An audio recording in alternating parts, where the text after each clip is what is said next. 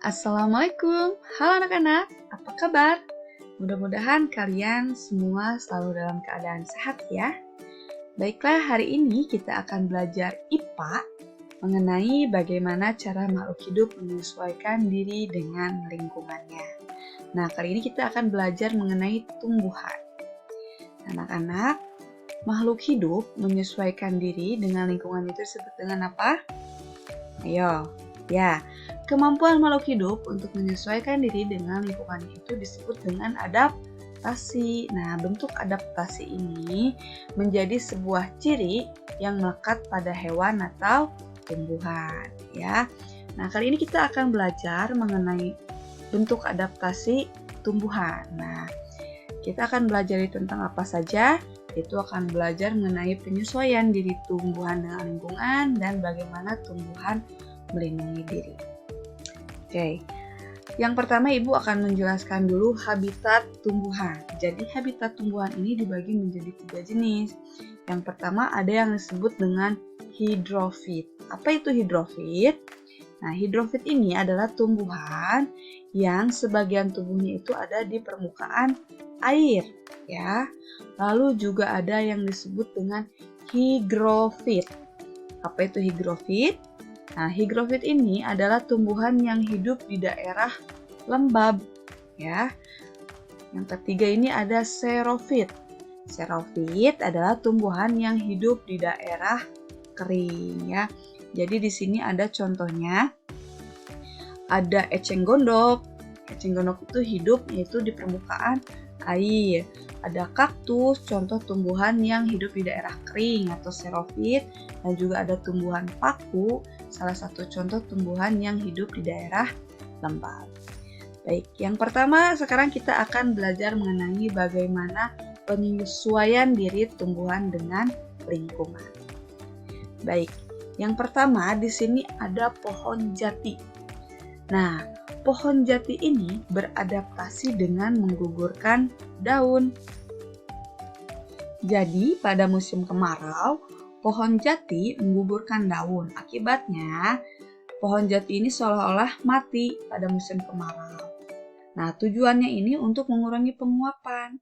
Penguapan tersebut dilakukan karena air dibutuhkan oleh pohon jati untuk berfotosintesis. Nah, sebaliknya, pada musim hujan, keadaan pohon jati ini menjadi berubah. Daun-daunnya ini akan segera kembali tumbuh. Nah, hal itu terjadi karena air hujan yang turun ke tanah ini dapat segera diserap bersama sari-sari makanan oleh akar. Jadi, pohon jati ini tumbuh subur kembali. Nah, selain pohon jati, contoh pohon yang menyesuaikan diri dengan menggugurkan daunnya itu ada pohon randu, pohon mahoni, dan juga pohon kedong-dong. Ya. Baik, selanjutnya ada kaktus. Nah, kaktus ini menyesuaikan diri dengan bentuk tubuhnya, dengan bentuk batang berongga dan daun berbentuk duri. Nah, batang berongga pada kaktus ini berguna untuk menyimpan cadangan makanan. Nah, selain berongga, batang kaktus ini juga tebal dan dilapisi lilin. Nah, bentuk ini berguna untuk mengurangi penguapan. Nah, sedangkan daun berbentuk duri berguna untuk mengurangi penguapan dan juga melindungi kaktus dari gangguan. Nah, bentuk akarnya ini juga akan memanjang agar dapat memperoleh air dari tanah. Ya. Nah, ini contoh pohon kaktus. Nah, kaktus ini hidup di daerah kering atau tadi yang disebut dengan xerofit. Selanjutnya ada teratai dan eceng gondok. Nah, teratai ini beradaptasi dengan cara daun pipih, jadi daunnya ini berbentuk pipih, lalu daun tersebut lebar dan terletak di permukaan air. Nah, bentuk daun tersebut berguna untuk memperbanyak penguapan sehingga teratai tidak busuk di dalam air, ya. Selain itu, bentuk daun seperti itu juga berguna untuk mencukupi kebutuhan udara dan cahaya matahari. Jadi akar teratai ini panjang dan tertambat di dasar air. Akibatnya teratai tidak mudah terbawa arus air. Nah, adapun di sini kita lihat batang teratai ini berongga sebagai tempat udara. Jadi dapat mengapung di atas air dan memiliki saluran udara yang menghubungkan udara dari daun menuju akar. Lalu juga di sini ada contohnya eceng gondok. Nah, sama seperti teratai, eceng gondok ini beradaptasi dengan memiliki daun tipis dan juga agak lebar. Selain itu, tangkai daun eceng gondok bergelembung dan berongga. Hal ini tersebut berguna untuk menyimpan udara dan mencegah eceng gondok menjadi tenggelam ke dalam air. Ya, baik, selanjutnya ada tumbuhan kejora atau Venus. Nah, Venus ini merupakan tumbuhan pemakan serangga.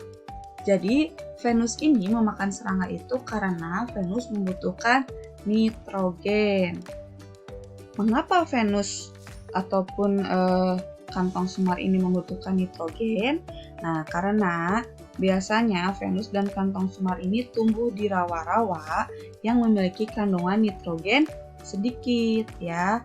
Jadi, untuk memenuhi kebutuhan nitrogennya ini, kantong semar ataupun Venus ini bergantung pada serangga ya.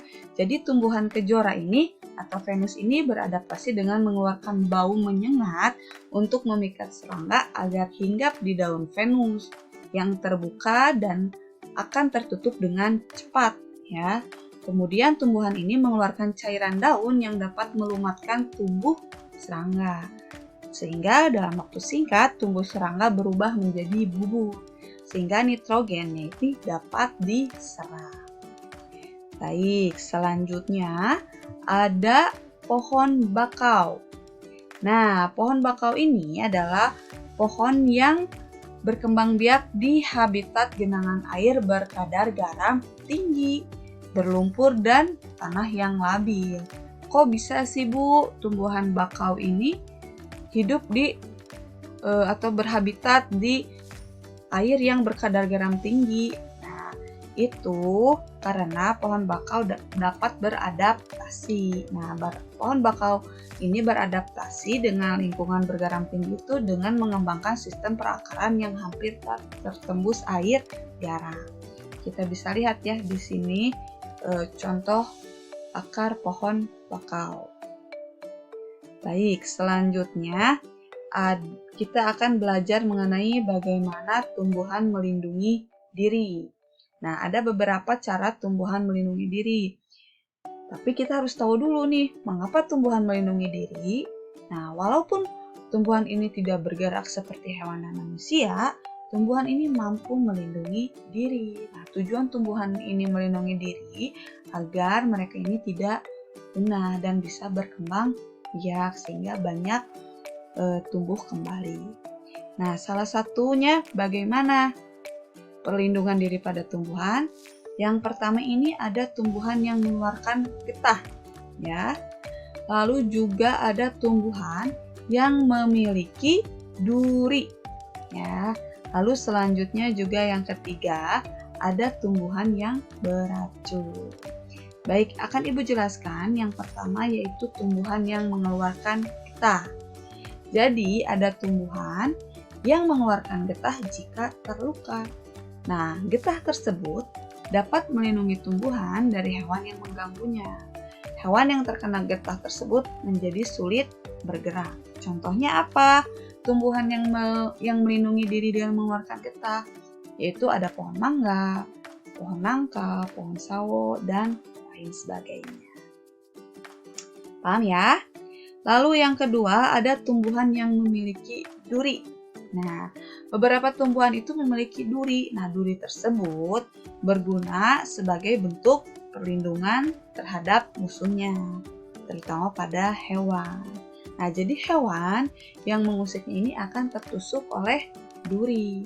Salah satu tumbuhan yang memiliki duri ini atau yang melindungi diri dengan memiliki duri ini ada bunga mawar, salak, pohon jeruk, dan juga sebagainya. Lalu yang ketiga ada tumbuhan yang mengeluarkan racun.